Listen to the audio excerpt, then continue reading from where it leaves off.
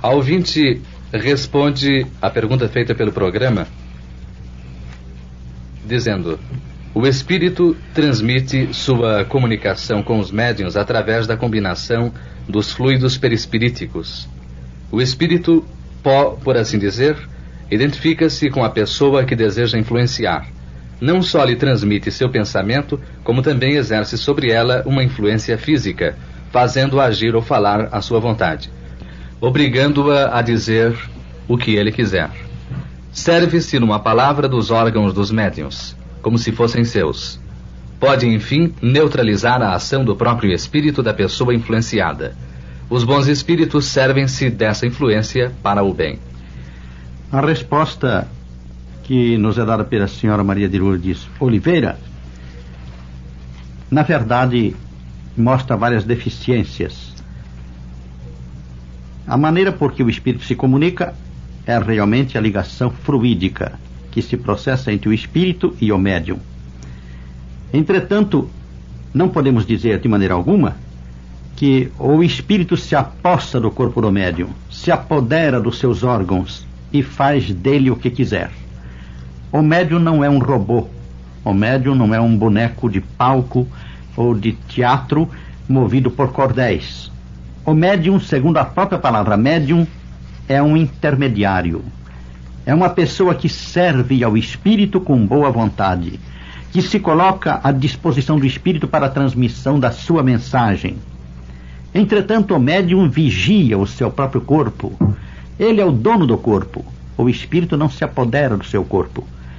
Ele faculta ao espírito a possibilidade de transmitir a sua mensagem, de transmitir até mesmo os seus gestos, a sua maneira de ser e às vezes a própria voz, e até mesmo nos casos específicos de mediunidade, de transfigurar o médium para que ele se assemelhe ao espírito comunicante.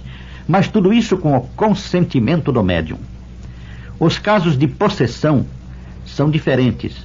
São casos mórbidos, casos em que as pessoas são assoberbadas por espíritos inferiores, espíritos com os quais essas pessoas têm dívidas do passado. São casos kármicos, como nós costumamos chamar. Casos, portanto, que não estão no plano propriamente da mediunidade de trabalho, da mediunidade de serviço, mas sim da mediunidade generalizada. A pessoa possessa fica entregue ao espírito. Entretanto, mesmo nestes casos, a possessão se dá em virtude de um consentimento inconsciente da pessoa, porque o espírito se aproxima servindo-se das fraquezas da pessoa que vai procurar envolver.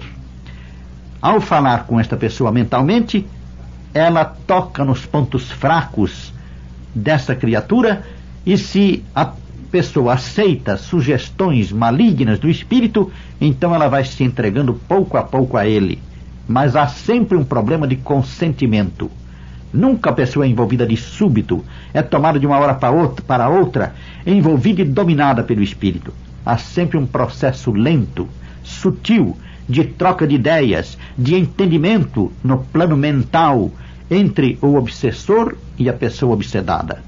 Então, quando o obsedado se entrega e o espírito dele se apossou, é porque entre ambos houve, por assim dizer, um pacto, embora seja um pacto não expresso, não firmado, não declarado.